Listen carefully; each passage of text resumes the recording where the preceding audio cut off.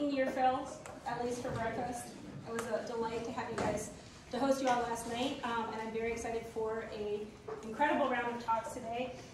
It's my great pleasure. Well, first let's begin really quickly. A couple little technical notes. We've moved the poster session upstairs, so if you're doing a poster session, just stay tuned for more information.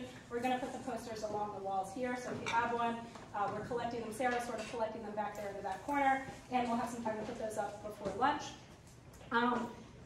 Today, and those speakers who are going at the 10:15 slot, if you guys can just hang out after Art's talk, and we'll get you all loaded up on this computer up front. So all the exciting technical notes that we needed. If you haven't gotten your name tags, they're outside. Same with little folders for notes.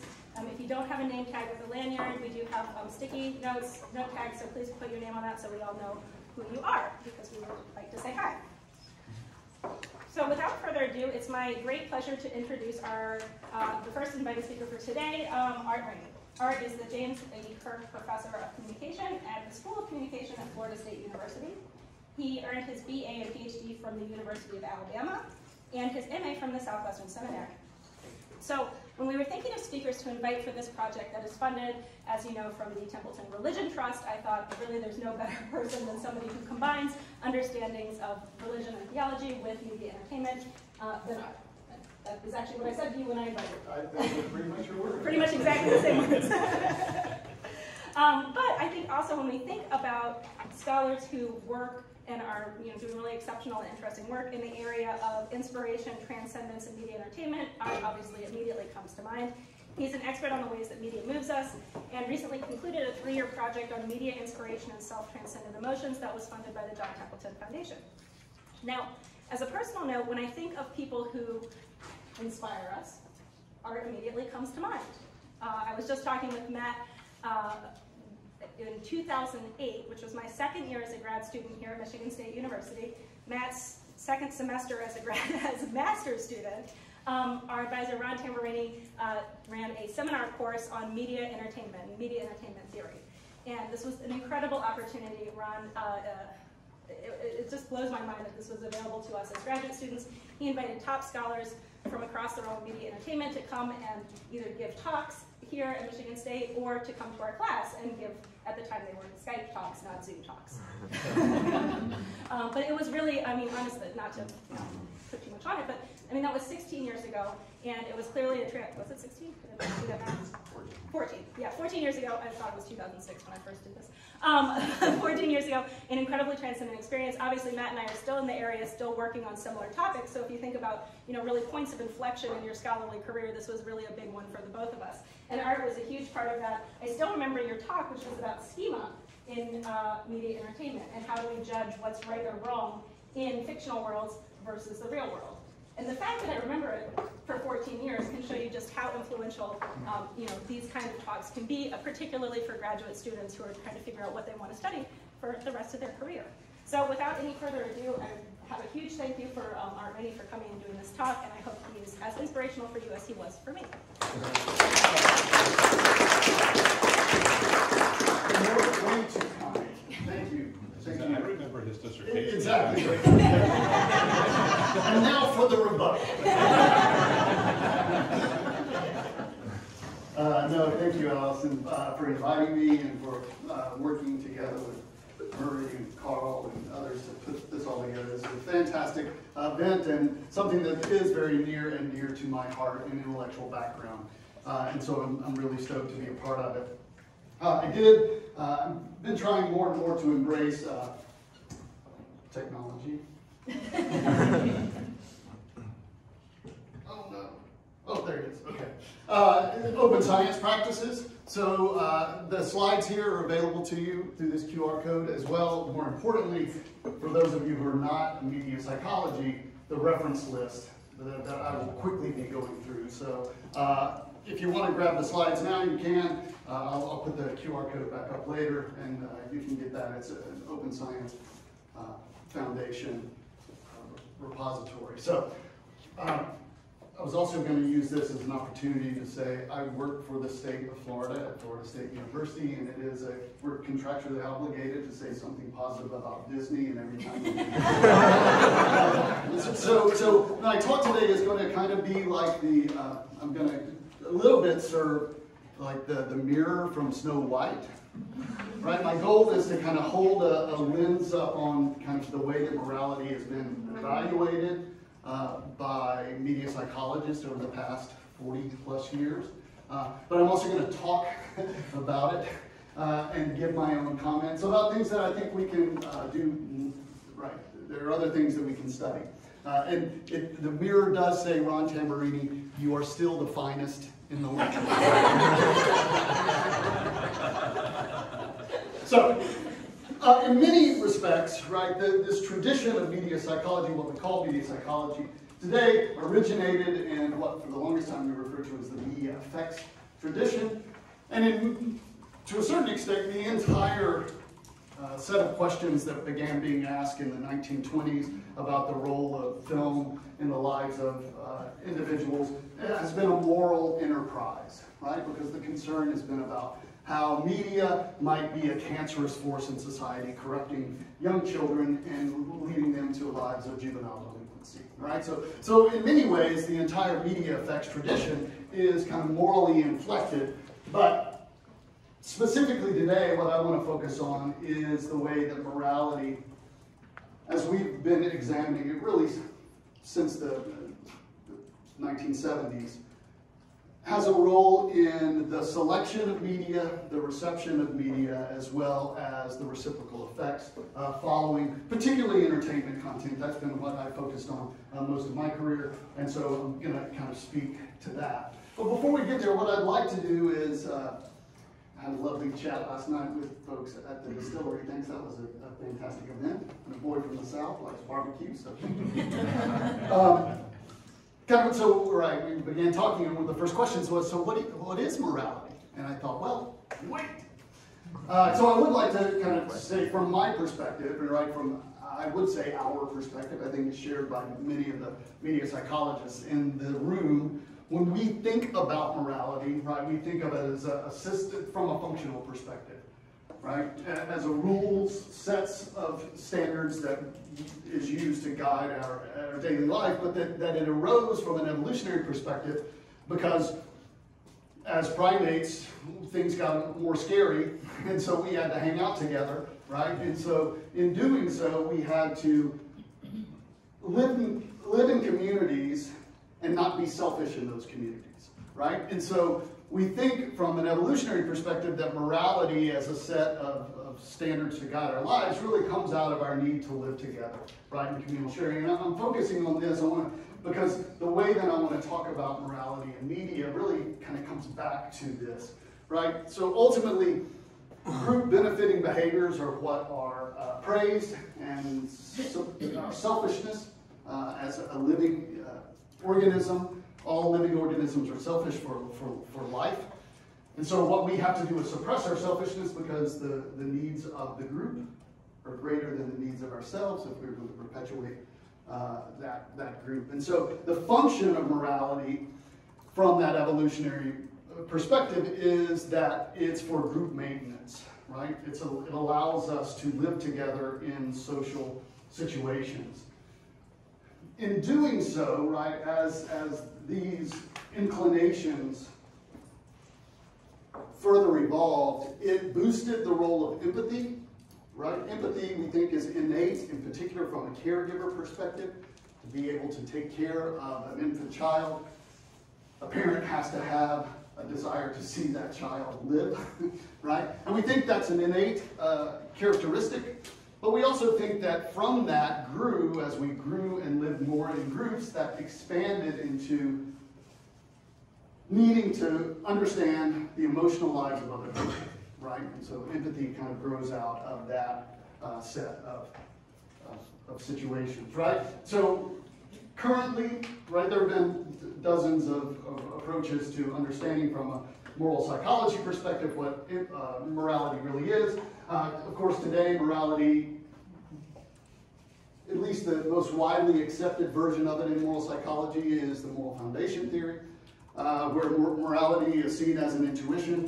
Again, this kind of reflects back on some of the things that Murray was pointing to, and he talked about Jonathan Haidt's work.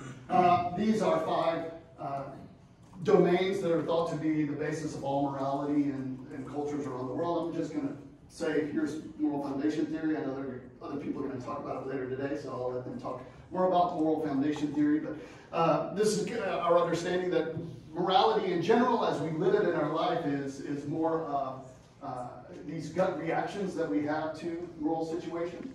Less thinking about it. Of course we do. There is moral thinking, and I definitely want to talk a lot about that a little bit later, but all humans, we think, in all societies, have these basic intuitions on different levels of salience that leads to our moral gut reactions to the world around us, and situations around us. Okay? So that is predominated, right, kind of the moral psychology for a number of years. It's predominated the view of media psychologists for a number of years, and so the ways that we've been approaching how media has an influence on these various media, how morality has an influence on these various media processes has been based on these ways of thinking. And I think it's right. It kind of rings. It rings true from a logical perspective, and also it fits nicely in terms of the way that we think about media as well. There's another theory that's kind of emerged that's, I think, a little more parsimonious than moral foundation theory, the theory of dyadic morality, and I'll just mention it really quickly, but the heart of it that I really want to get to. Shine and Gray have been writing about this. The idea is that maybe instead of there being 5 foundations, surely there can be 5 foundations, but that ultimately questions about morality come back to questions of harm. Right? That harm is really the foundation that guides these gut reactions and judgments of harm. They guide our gut reactions in moral situations. They refer to harm in a very broad sense, that an intentional agent causes damage to a vulnerable patient, and that intentional agent can be any number of things, and that causing damage can be any number of things. In fact, they focus on perceptions of harm, which is different from the way that harm has historically been looked at by philosophers and moral psychologists as a discrete something, as an objective something. And vulnerable patients can be a lot of different things. So they also talk that morality really is this bi-directional sense that when we sense harm, we code that as immoral. But when we code something as immoral, we think that it's because it's harmful of something or someone, some institution, some actual person, right? And so there's this link between morality and harm in terms of judgments. So ultimately, then, right, they would suggest that when someone is not fair to you, right, that's a moral foundation that is not upheld. They would suggest, well, ultimately, the reason that we think that that's a bad thing is because it causes harm, which again goes back to that group maintenance notion. Right, so the tie there. And so I find a lot of, I think there's parsimony in this approach, and it's more similar to the way that I've thought about morality for a good little while. So just real quickly, some of their work, right, they use some reaction times to ask people to rate as harmful and immoral a variety of different sins. And as you might imagine, the most immoral and harmful, right? The quickest responses were on things like murder and rape, which are harmful specifically, but things like loyalty as well, and even issues of sanctity as well. Again, kind of a line along this in a linear fashion, these notions of harm, right? So again, that's just to keep that in mind. So ultimately, when I'm thinking of morality, I am thinking about harm, and I am thinking also about intuitions, in particular with media, that we react in these gut ways, again, that Murray was talking about last night.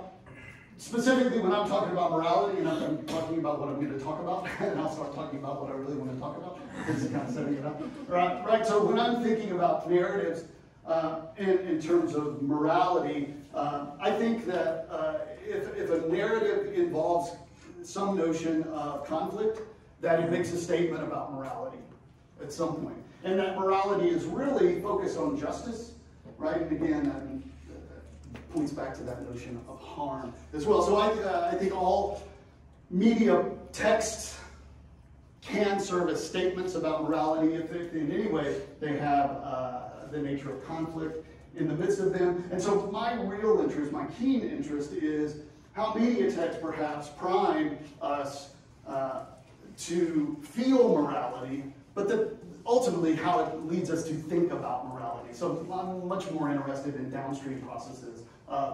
What then media can do in terms of affecting our thoughts, our feelings of right and wrong. Okay, so real quickly, here's what we've been thinking about in terms of the role that morality as an intuitive process, how it impacts our media selection, right? There's a long-standing notion, at least, it's more anecdotal than it is scientific, that we often avoid certain content because of immoral grounds, right? Religious traditions will avoid sexual content because it violates what they perceive to be their religious beliefs.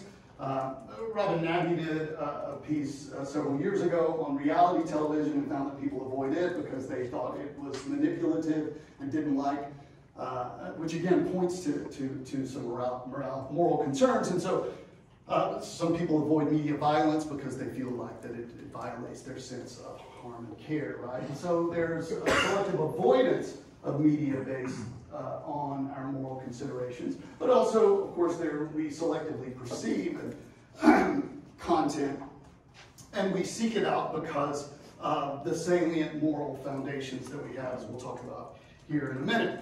All right, Zillman initially, I think he initially coined the term, this idea of moral subcultures, and Ron and several, Allison and Matt have done work on moral subcultures as well, but there are groups of individuals who have very similar notions of morality who also tend to consume the same types of media product. And you see it represented sometimes. There's this kind of, over the last, 7, 8 years, there have been several of these that have popped up, in particular since Haidt's work and others work on the connection between morality and moral domains and political affiliations.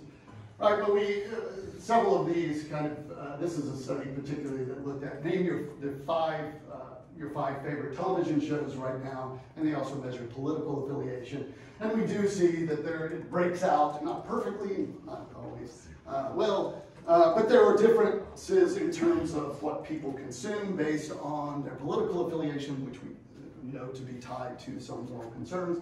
And if we did a quick content analysis of what these shows are, we might find that some Better Call Saul, right, deals with more morally complex issues as opposed to SEAL Team, which deals with just plain right and wrong, right, and things of this nature. We could try to figure out what all representations are involved and things of that nature. But the point here is that as the work on the model of intuitive morality and exemplars shows, that there are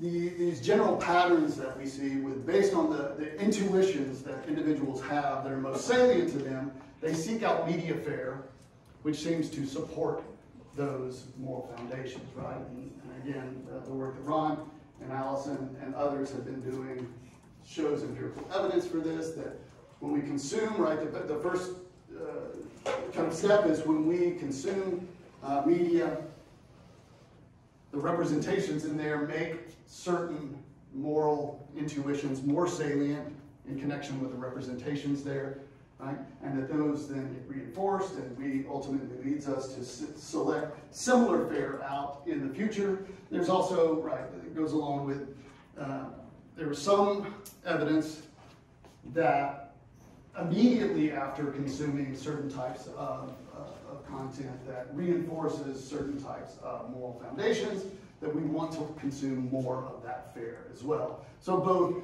this trait level of, again, individuals have different moral foundations which are more salient to them on a trait level. We use it to guide our media selection. Of course, not always. There are a lot of other things that are going into that.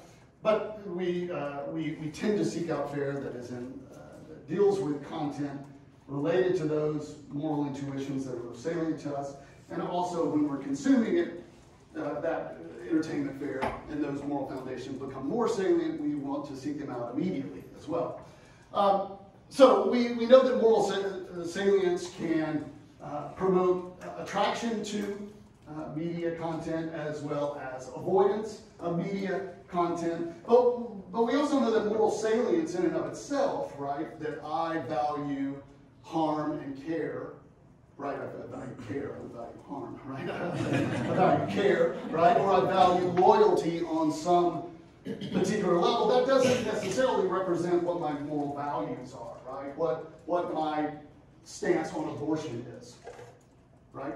And so there is this movement that I think we have to begin trying to think about, which is how moral salience is tied to particular moral positions or values. And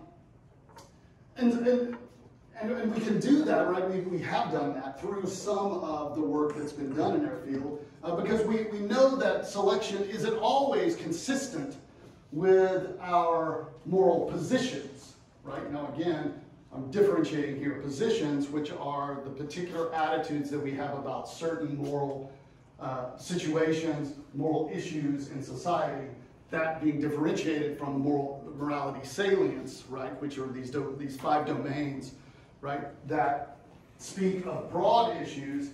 I'm referring at this point to this notion of moral positions, right, what our attitudes are about capital punishment, for instance, how those types of moral positions line up with our media selection, and we know that they don't, right?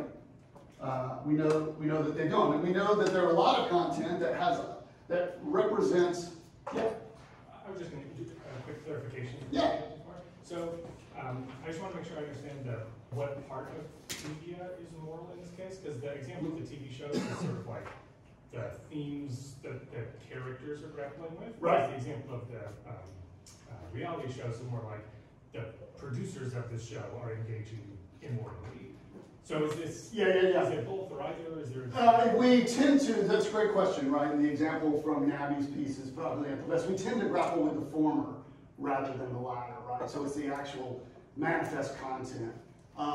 It's the motivations, the behaviors that then are represented in the themes that are the characters are enacting, that then become what we as viewers at least think towards, right, or feel towards as much as anything.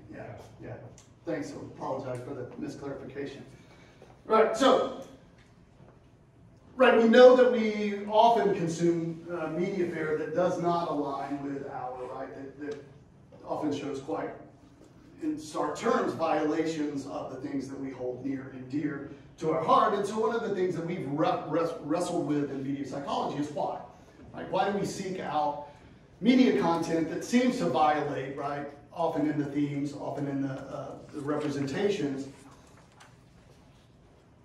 scenes and situations that cut against some of our most deeply held moral positions, right? And so, again, I'll just mention several of these that have been looked at in our field. One is this notion that we use entertainment as a field of play. Right, so Vorder really wrote about this the most, talking that entertainment narratives provide us an opportunity to confront and cope, and perhaps most importantly, compensate with our own real-world limits in the relative safety of this pseudo-environment. And so media narratives allow us to enter a space where we can wrestle with moral considerations that we really can't act out in our normal everyday life.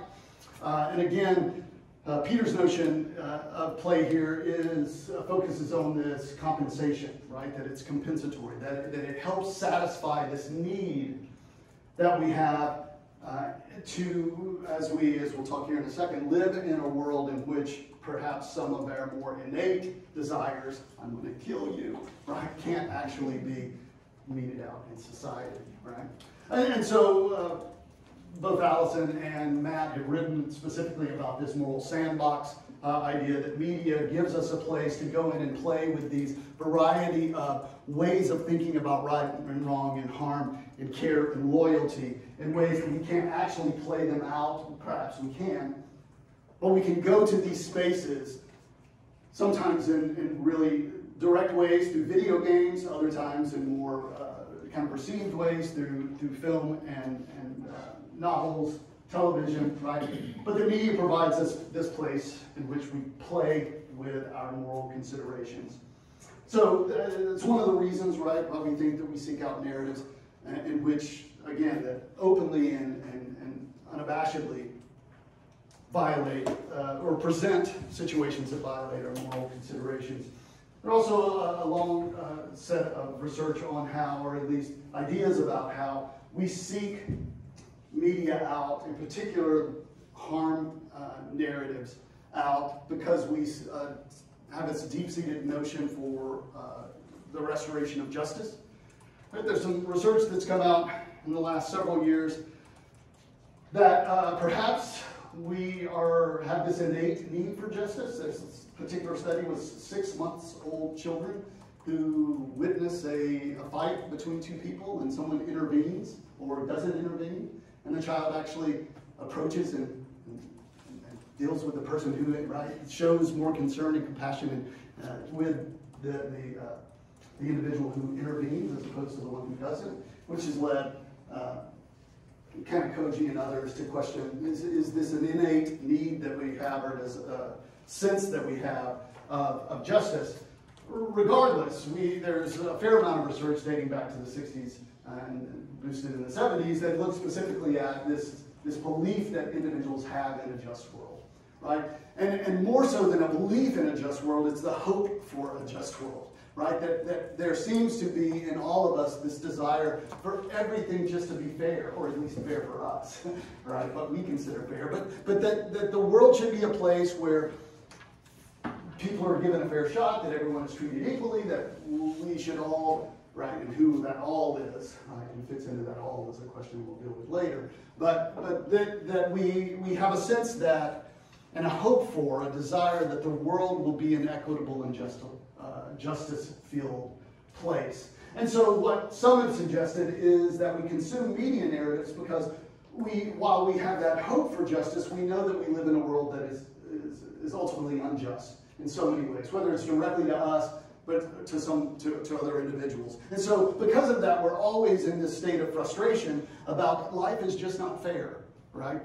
Which becomes more salient at different times in our life. But we have this existential sense of the unfairness of life that media can help alleviate, right? Because we can go to worlds in which justice does serve, in which someone is actually punished for that crime, right?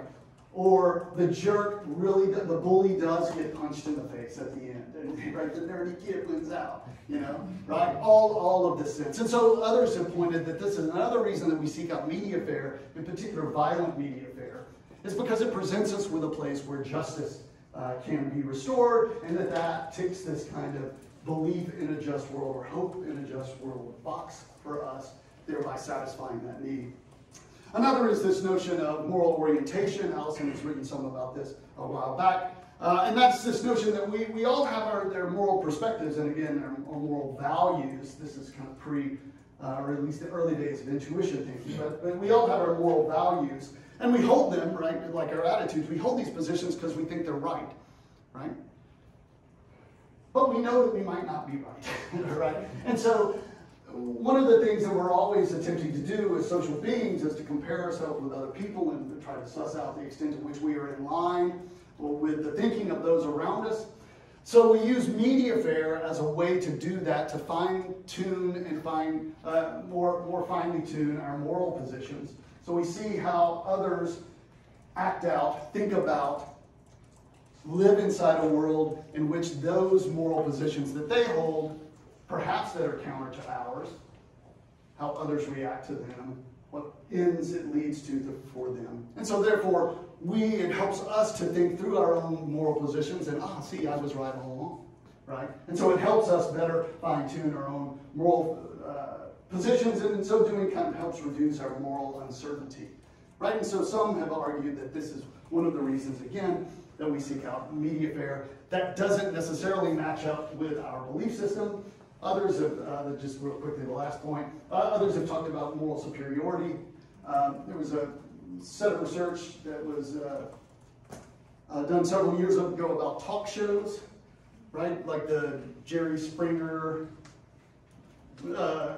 Maury Povich, these kind of gotcha talk shows where they would bring somebody in and you know, this is your baby, right? And they try to understand the appeal of that type of television. And what, of course, came out was based on social judgment theory, the idea that people enjoy watching those programs for a variety of reasons, but one reason is it allows us the opportunity for downward contrasting social comparisons, which means that we're able to take pity on some others who we think are inferior to us on some characteristic. And so folks have taken this idea and kind of applied it to morality as well, that perhaps when we consume media fare in which people are doing things that violates our own moral positions, it gives us an opportunity to see we were right all along, right? It gives us a chance to kind of boost our own self-esteem, which is a standard outcome of social judgment theory, right? As well as it allows us to enact some moral sympathy and pity on other individuals. So again, all of these have been explanations for why we seek out media fare from a moral psychological perspective that goes against some of our fine real-world moral positions. But at the end of the day, right, we've come to learn and understand a lot about media selection, but at the end of the day, still left with the question is, how much are those salient moral foundations guiding what we see, right? In particular, in a world where there's must-see TV, where we are in moods, right? Where we know that there are a hell of a lot of other factors that guide our media selection on a daily basis. And so if we had the media selection pie, and again, we can think about this as, what am I going to watch tonight? Why do I like dramas, right? Versus something, right? We can talk about it up the chain of media selection. But at the end of the day, right, if we have the pie explaining media selection, the question is exactly, yeah, we can show that moral salience is associated with media selection, but to what extent? Right? How much variance is explained by those moral? And I don't, right, this is the other thing I tend to do. I ask more questions than provide answers. I don't know, right? I think we also have to wrestle with the question is to what extent are those morality subcultures defined by the morality, or are they defined by the subculture, right? To what extent do we adopt the morality of the subculture we find ourselves in? And I'm thinking the most recent example is the fine governor of the state of Florida, Ron DeSantis, flying 50 Venezuelan immigrants to Martha's Vineyard a couple of days ago, and a lot of people in his political base cheering him on for that, connecting that to their supposed evangelical Christian roots and saying that's not really the principles of Jesus there that you're kind of supporting. But that as a moral position is accepted because of the subculture that I find myself in. And I think we have to wrestle with that as media psychologists too, the extent to which, in particular, in how much we're making these connections between political party and morality, which again, I think Haidt and others got us thinking in those directions. The extent to which we continue to think about that, I do think we have to wonder about what's actually driving the cart here. Is it the morality that's driving our similar positions in the subculture, or is the subculture kind of dictating our moral positions for us? I don't know how to study that with somebody. This is what I remember from that talk when I came, was I got a lot of ideas, and I need smart people to figure them out. And that's what we have been doing. So that's what I remember from this talk. Right. So another thing that I think we need to wrestle with is kind of this role of moral boycotting. Right. So I think the Me Too movement, I still can't, Ryan Adams, you guys know him as an artist? Right. Ryan Adams was one of my favorite singers until Me Too happened, and I don't feel like I can listen to him anymore. And I choose that because everything that came out about his misogyny and all of these other things, right? And the extent to which the real world events kind of change our moral understanding of whether it's actors or, have you watched Seinfeld lately? Or even some early episodes of The Office? Yes. A little cringe, right? In terms of where we are, at least in U.S. culture, right? And thinking in particular about gender roles, gender identity, gender relationships, right? So right, just trying to think through that movement. Same thing with CTE, right, the brain disease that seems that every American football player is going to end up with. And there's been a push by many folks to say, let's stop supporting this. You chose to have this conference on the day that Michigan State is playing an away game, right? Yes. Yeah. Right. Right, and the extent to which, wow, the harm of somebody for my entertainment, or a lot of somebody's for the sake of my entertainment. Right, so when those real world moral perspectives lead us to change our media consumption or don't, right? When we ignore them, right? I think are things that we still need to wrestle with in our field. Real quickly, how are we doing? You good? All right, 37. Okay. So real quickly, thinking about media reception, and this is very much what Murray was talking about. This is how we would tend to talk about it in terms of, from a media psychological perspective, affective disposition theory. I know that Matt, you're talking about this quite a bit later on, so I'm just going to quickly just mention affective disposition theory is kind of the one theory, at least traditionally, that deals with moral considerations and media characters. And it really forms, Murray was talking about sympathy last night with characters, and I think as much as anything, affective disposition theory kind of speaks to that question of our liking of characters, our feeling for them. And so affective disposition theory, again, with your, in line with what Murray was suggesting as well, morality is what guides the affiliations and partisanships that we take with media characters. It is at its heart. And in fact, not only with the affiliations, Murray, that we form with people, but actually it goes on and then talks about how that has an impact on enjoyment. Because there's the formation of the dispositions that we hold that are emotionally based, that we form with characters on a continuum of affect from extremely positive to extremely negative. That's very dynamic across the viewing situation. But we morally judge, we base those affiliations that and dispositions that we form towards characters based on what they do and why they do things, right? And so morality, we think, is, and yes, we agree, similarity, right? How good looking they are, how good an actor they are, the music, all of those things go into those dispositions as well. But again, if we had the pie chart of what goes into why we like, or what goes into our character liking, our sympathy toward a character, affective disposition theory would suggest that morality explains the largest proportion of the variance there. But not only is morality dictating and having an influence on the disposition that we form, but it also comes into and helps explain why we feel for the characters through the plights that they're experiencing, right? As they find themselves going through, whether it's battling cancer or battling the rival gang, right? The strength of those dispositions that we hold for characters and against characters, right, dictates then the extent to which we hope for them or fear for them, right? And so these anticipatory emotions, right, are also based on a judgment of what should occur, right? It's not that we just feel bad for them. Because we are aligned with them morally, we think they should succeed. And so it is morally correct for them to win out in the end.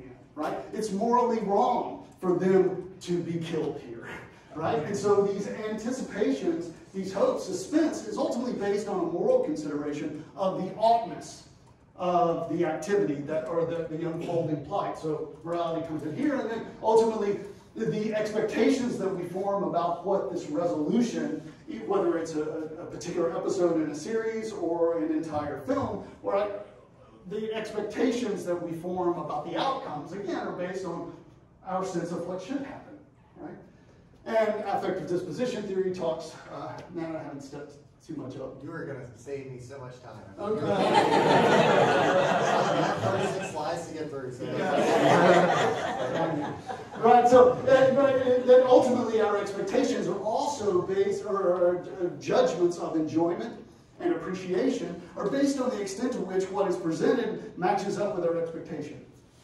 Right? And again, which is born out of this sense of oughtness. Right? And also justice restoration as well. So again, ultimately with impacts on enjoyment and appreciation, by the way, Murray, which is a dual process notion for entertainment, enjoyment, and outcomes that very much is in line with what you were talking about last night. I'm sure others will talk about the dual process models that we have for entertainment. So that's kind of the leading theory and there's tons of research, literally tons, because back in the day we printed stuff up and it was tons of stuff written on that, right? Mine here as well has also, and for me this is a really important contribution that mine continues to give to our field, is also around intuitions, and how those intuitions as being fulfilled lead to, and being supported, right, the intuitions that the individual viewer has, the extent to which that has an impact on enjoyment. So when the intuitions and the way that they're resolved in the narrative conflict very little with my own positions, enjoyment is higher, right? When they conflict quite a bit, there's maybe some meaning making that has to happen or some rejection that happens. Less enjoyment, but again, more of this appreciation. We'll talk more about what that means in other presentations. But both of these approaches, more so ADT, mine is a much larger model that deals with downstream processes, dealing with media production and a variety of things. But still, and so maybe it's unfair to say mine here, but both have primarily had that focus on outcomes, right? And I want to differentiate that between, right, these kind of, what I think about, and again, Murray, this was some of the stuff that you were pointing to, these kind of signpost moral conflicts inside of media narratives that maybe ultimately associated with the resolution, but aren't always the denouement, right? Sometimes they're different places, right? And so I'm going to have to skip over this, right? But just thinking about, right, these moments when characters that we love come to harm, right? My spoiler alerts are much older than yours, right? Or characters that we hate come to an end that we just, right? I don't know that you can see these, but right, it's all Game of Thrones stuff. Or when characters, this is Hodor, right, sacrifice themselves. And it's a morally beautiful place, right? And so these moments where our moral intuitions are supported completely and in an important way. Carl, you had a question? Yeah, what is the intuition accessibility? Right, so, Ron, you want to take this one? So we think that all individuals have different levels of salience for those 5 moral foundations of care, loyalty, fairness, sanctity, and authority. Right? That everyone has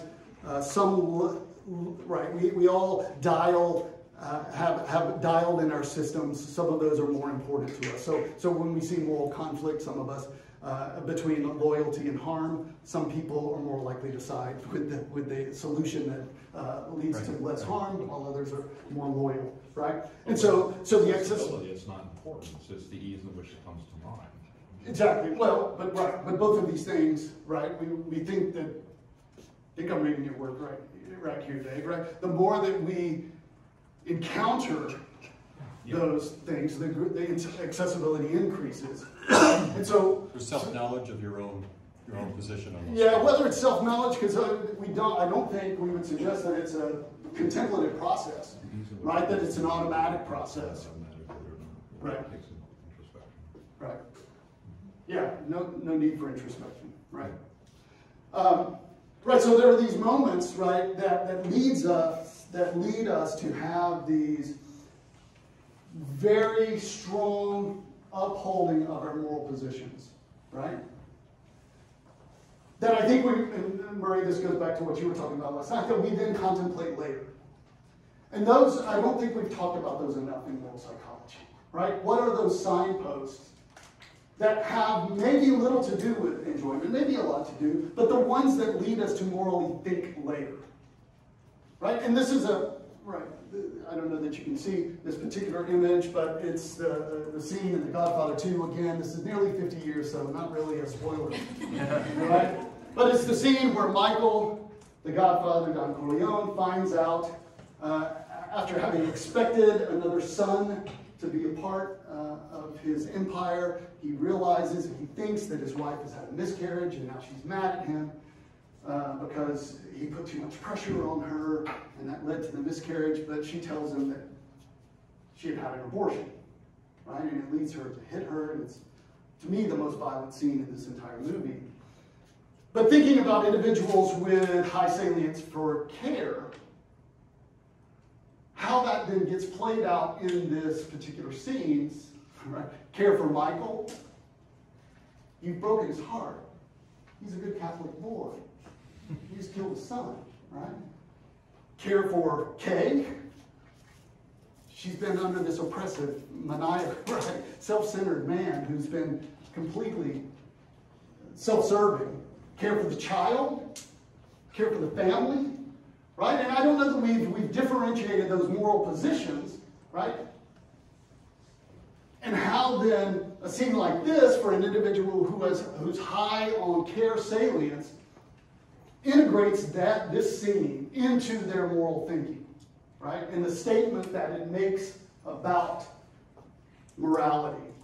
And I think that's one of the things we need to talk more about. And Daniel Posner and I have been thinking about it in terms of self-transcendence. So ultimately, right, I've got way too many slides here. We're now at 2 minutes? Yeah. Or the 1? Okay, right. So I'll just end with this, right? A question that I have not been convinced that we've answered very well in media psychology is we have morality as a social lens that I think of it as a computer virus program that runs, right? And when there's a violation of, we have to make a decision here, right? And we do, but we view the world through this moral lens. And the question is the moral lens that we use to view the real world the same one that we use to view the world of media? And I don't think it is, right? And there have been a variety of approaches that have tried to explain how we don't. And schema has been one of the ways that I've suggested that we have that story schema, the stuff that Dave's done on mental models plays into this, right? That when we see certain types of narrative, we know kind of the rules to this game, and so therefore we're willing to go along with the moral ride that this genre puts us on. I also think that maybe that's not right. That I'm curious about, and this is kind of notions that kind of playing with some Wittgenstein's notions of language games, right? That there are different moral contexts that we find ourselves in throughout the day, that different rules apply, right? So if I go over and take Allison's cell phone away and run away, right? That's done a bad thing. But if we're on the basketball court and I steal the ball, like that's a good thing, right? I'm supposed to do it. And so they're the same action, right? Taking someone's possessions, or is moral and immoral, if you want to use that terminology, right and wrong, in different situations, different contexts. And we know when we're on the basketball court, that's fine. I'm happy to do it. And people cheer for us when we violate. And so I'm just wondering about a more kind of macro schema for all media, that actually media represents a world much like sport, much like the dream world that we encounter at night, in which morality plays a completely different role, right? And that we actually shape that through our consumption. And it becomes this lens through which we consume media, right? which is one of the reasons why we have little kind of direct connection back to the influence on our own media, or on our own moral living and moral thinking. But it is these bigger moments, and I'm thinking here of the work of Helena Belancic and Rick Basselt and narrative engagement, these moments that kind of rip us out or are so pronounced inside the content that leads us to moral thinking later, that we begin seeing that moment through this real-world lens of morality, in which we begin to contemplate its meaning in our life. And those things, right, those signposts, if you will, those are the important moments that we need to think about more as media psychologists. And I'd like to do that.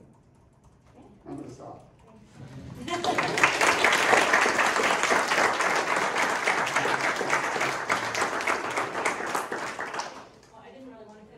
No, I knew I was going to do it. I do want some time for questions, Yeah, because yeah, I know that I see already many hands. Yeah, Dave. I assumed Dave was going to ask a question. He asked me, what did you say? Dave said he was going to try to remember what Zillman's questions about my dissertation were. And ask them again. I can't remember that part. I just remember it was a great dissertation, and it was great having you as a graduate student. Question I had is, it seems to me like a lot of the work looks at people making moral judgments, or as if we're surprised in a film. And yet one of the things I really liked about your common theory piece when you first laid out affective disposition theory is challenging talk about the fact that we already know the moral things. I mean, I watched The Godfather, I know what's going to happen already. And so we don't look at those things beforehand, nor do we look at, like RII, what's going on afterwards. Not the reflection on it, but the changing of the stories. So how does that influence this whole moral compass and all the things that are going on? That would be my first question.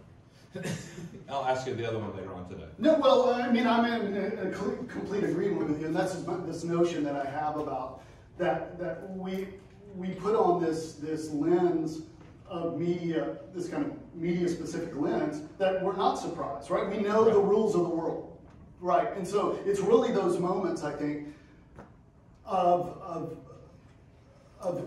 violation of expectations that are what leads them to the RII and other things afterwards, that lead to those moments of appreciation that I think are, I don't want to get into my thoughts on appreciation, but I see it much more as a post hoc, right, ongoing process, rather than an in situ, immediate kind of announcement of, here's how much I thought doing here. So yeah, and I don't think we've looked at that enough. No. Yeah.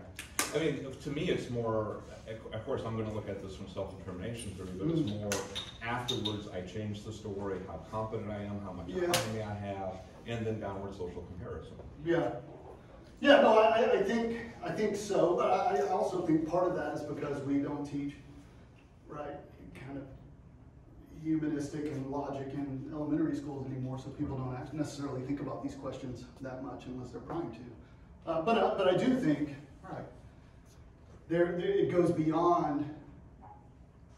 But I do think some of the stuff that we've been doing on self-transcendent media, there is not just a downward social comparison. I do think that media can serve as this way for us to think about questions beyond ourselves, right? Now, whether in no way predominantly, right? No.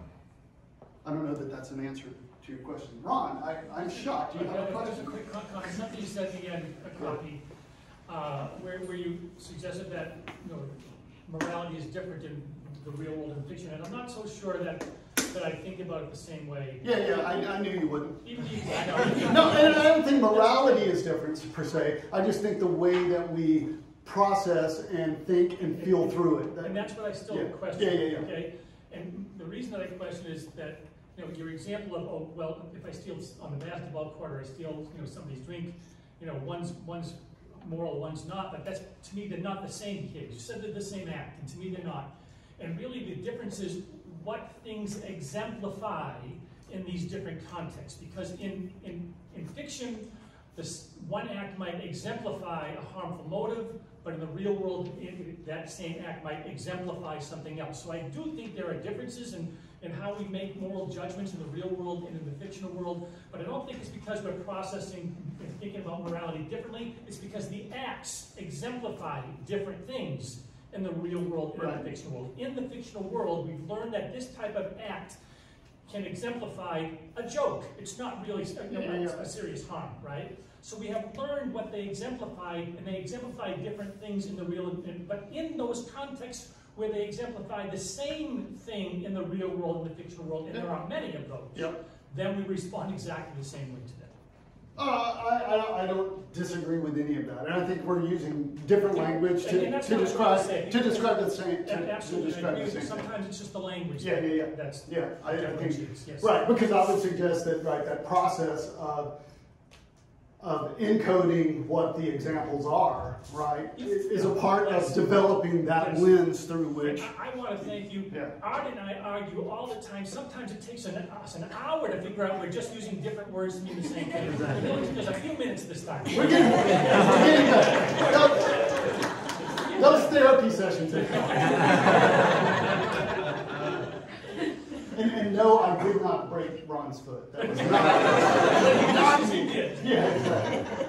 Yeah, Matt. So I wanted to go back to something you said earlier. You talked about. Don't hold my words against me. Well, I'm not holding them against you, because it ties into what Dave said and what Ron just said. You talked about how DeSantis sending the people that, it's either like this fits my morality or it doesn't. And then you also talked about how we want to see justice. And I've been trying to square that with the research that I've seen in psychology, where regardless of the outcome, even if you have completely the same setup and you have completely different outcomes, people will say, this one was fair and just, and oh, this one was also fair and just. So it seems like we're predisposed to see that, but I also know that I see evidence of injustice sometimes. Right. So it seems to be this process where, and maybe this is, what is it exemplifying, that Ron's language would say, but why is it sometimes that I'm seeing these injustices, but other times that everything seems to be working out as it's expected, and I'm completely okay with it, right? Like, what's going on there? Yeah, I don't know, and I'm with you. I'm baffled by that too, right? And the way I was thinking about it, and didn't have time. This was actually something I cut beforehand, Allison. This representations in media we can point to as being morally flawed quite a bit, right? Questions about the movie, the movie of the Ole Miss football player and Sandra Bullock and Blind. Thank you. Right. Individuals can read that, right, and can be what a wonderful, uplifting film. But then talk to them about, whites. Just mention the notion of a white savior narrative, and it becomes a completely different perception of the same. And so to me, that's where I was thinking of those same sets of questions, that we see the same scenario as moral or immoral, not either or, not dichotomous, ish, right? A comprehension process. Yeah, maybe so. Seems like it has to be prompted that in a lot of ways. Right, I think so, right? I mean, it's what you're making salient to the person, to the frame that you're giving them to interpret the phenomenon. Right. It's what's right, but I think in those situations that they can be extremely high in care salience and still be blind to that as a moral position. Right. And so the idea of making it more salient, this is where I think I think the theory of dyadic morality, that you make the notion of harm more salient, right? And we're talking about that representation and white savior. We might describe a variety of moral domains as being the moral conflict there. Positioning it as harm, I think triggers individuals, even who are high in care salience, to think about it in a different way. So just making care salient, I don't know necessarily gets them. No, it's talking about some white supremacy isn't just harm or care, it's also loyalty and authority and any number of Sure. That feels like a really good way to transition to our coffee break. And maybe just continue this conversation.